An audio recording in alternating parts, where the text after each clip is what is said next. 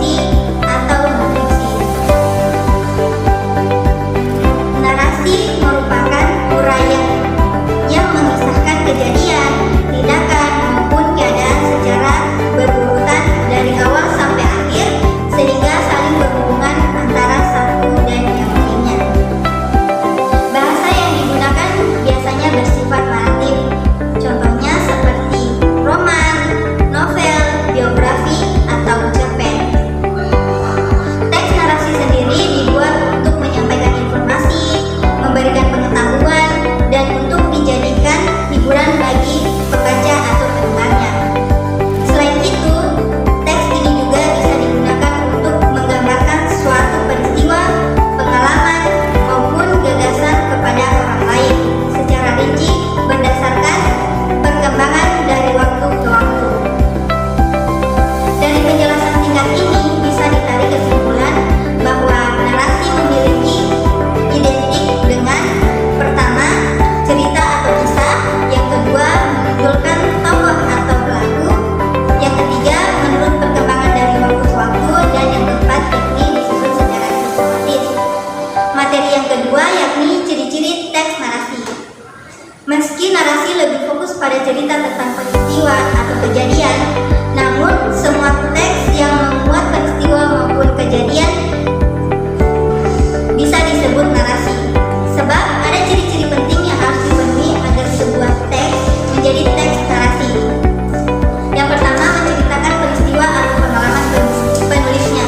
Yang kedua, kejadian atau peristiwa yang diceritakan merupakan kejadian yang benar-benar terjadi atau imajinasi atau gabungan keduanya. Yang ketiga yakni berdasarkan pada konflik. Yang keempat, mempunyai nilai estetika, dan yang kelima harus disusun secara kronologis. Materi ketiga yakni struktur teks narasi. Teks jenis satu ini merupakan teks yang memiliki 4 bagian utama. Yang pertama ada bagian orientasi, lalu komplikasi, resolusi, dan yang terakhir ada koda. Yang pertama, orientasi. Orientasi adalah tahap pengenalan cerita.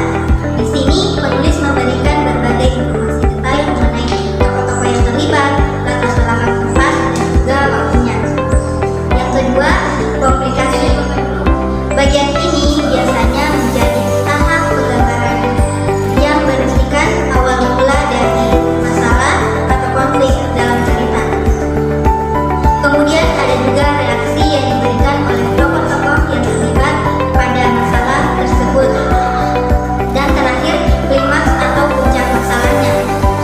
Nah, komplikasi ini adalah bagian yang paling seru dari teks naratif. Pasalnya, di sini anak-anak bisa menemukan proses jatuh bangun tokoh utamanya, bagaimana caranya melewati titik terendah dalam hidupnya, dan momen apa yang membuatnya bangkit kembali. Yang ketiga, resolusi. Resolusi adalah tahap pemecahan masalah dan ditandai dengan penurunan konflik sampai dengan selesai atau tuntas. Seringkali banyak orang yang membaca teks narasi mengharapkan akhir atau penyelesaian yang bahagia. Namun teks narasi bisa berakhir bagaimana saja. Beberapa ada yang membuat pembacanya merasa sedih, beberapa yang lain bahkan memiliki akhir yang tragis. Terlepas dari hal ini, seorang pembaca teks narasi pasti mendapat kesan mendalam dari cerita yang mereka baca. Yang keempat yakni koda. Ini adalah tahap penguatan pesan moral atau amanat dari kisah yang diceritakan. Bagian ini jamak ditulis sebagai penutup. Dan yang paling penting, koda dalam teks narasi ini opsional alias tidak wajib ada. Baik materi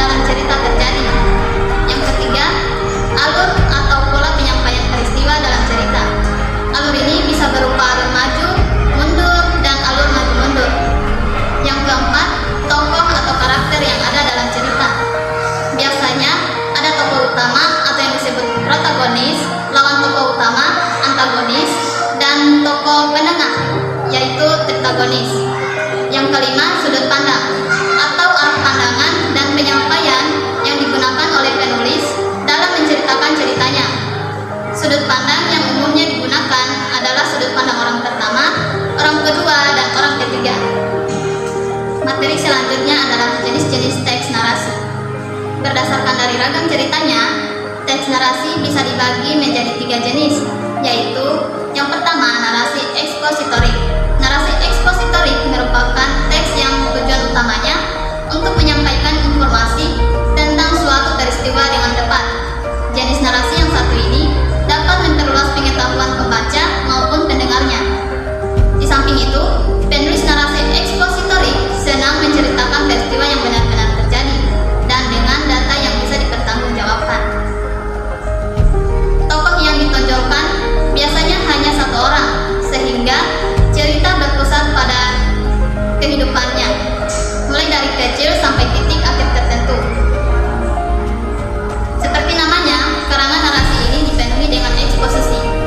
Otomatis berbagai ketentuan eksposisi juga harus ada di dalamnya. Misalnya, menggunakan bahasa yang logis, mengacu pada fakta yang ada, dan sifatnya objektif. Materi selanjutnya adalah kaidah kebahasaan. Teks narasi juga memiliki kaidah kebahasaan khusus yang harus dipenuhi, dan ini banyak diterapkan oleh banyak penulis. Adapun kaidah kebahasaan tersebut adalah: yang pertama, menggunakan penunjuk waktu yang mengarah pada masa lalu atau telah lewat. Yang kedua, menggunakan kata penghubung kronologis yang memberi informasi tentang urutan waktu terjadinya peristiwa dalam cerita tersebut. Yang ketiga, menggunakan kata kerja tindakan. Keempat, menggunakan kalimat tidak langsung untuk memaparkan apa yang disampaikan oleh tokoh dalam cerita. Yang kelima, menggunakan kata kerja mental atau pikiran. Maksudnya, kata kerja tersebut dapat menunjukkan pikiran dan perasaan setiap tokoh dalam cerita. Yang keenam, pada umumnya menggunakan sudut pandang orang pertama yang membuat penulis seolah-olah terlibat dalam peristiwa yang sedang terjadi. Itulah sebabnya banyak teks narasi yang digunakan dengan menggunakan kata aku, saya, dan juga kami. Yang ketujuh, penulis menggunakan sudut pandang orang ketiga yang membuatnya menjadi pengamat dan serba tahu. Artinya, penulis mengetahui semua pikiran atau tindakan setiap tokoh dalam ceritanya. Maka dari itu, penulis yang menggunakan sudut pandang ini biasanya memilih kata dia, mereka dalam ceritanya. Baik, itulah materi kami mengenai teks narasi. Semoga dapat bermanfaat. Billahi taufiq wal hidayah.